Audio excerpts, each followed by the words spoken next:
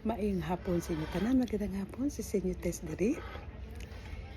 Kabay pa nga matahom lang ang inyong pagkatulugon sini nga gabi. Kag mga mustala ako sa inyo.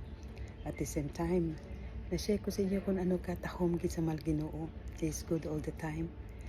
Kag mapinalanggaon gid siya. Ang papalangga niya hindi naton matungkad. Kay tungod tao lang kita. Pero kung mabatian nato ng iya nga tingog pinaagi sa tinaga, dira naton nga mapangabuhi kag mapatyagan gid kung ano katahom ang mga Ginoo. Mabait siya, matahom, katahom gid. Kapanyaga si Senyo Tess.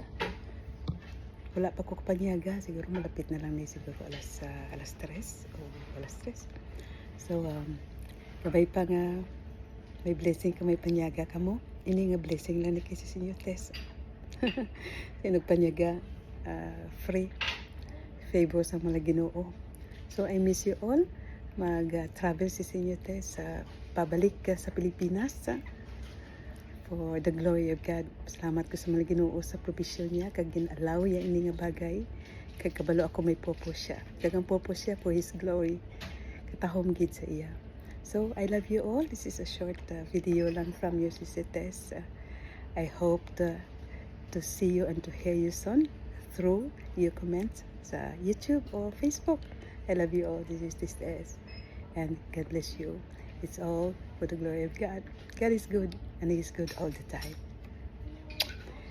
Greetings man kay Sister Kusinita, kay Brother Duni, kay Gina, kay Miles, kag I thank God, kapasalamat sa mga Ginoo, and thank you also for your provision kasi sa inyo Tess, dako ginang nabulig, kag inatanan na pasalamatan gid kasi sa inyo Tess. Maraming salamat sa inyo lahat, lalo maraming salamat sa Panginoon lang ang maka-bless in 100-fold return, more than 100-fold return for His glory. Hallelujah. Madaming salamat sa inyo. Ari lang si Senyo Tess Air France and KLM Lounge. This is all free sa travel ko. Wherever airport nga si Senyo Tess we go, pasalamat sa mga Ginoo sa iyang provision.